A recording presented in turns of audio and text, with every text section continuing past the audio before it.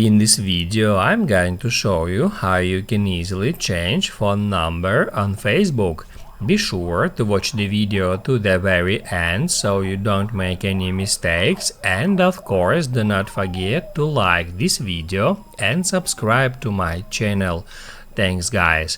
So let's get started, and first off, open up Facebook app and then go to menu. After that, tap at that gear to get into settings, and then tap right here to open up Account Center. Once you are in your Account Center, tap Add Personal Details, and then at the very top you can easily find Contact Info. That's where you will find all your Facebook contacts, including phone numbers and emails. As you can see, I got 2 different emails and 1 phone number.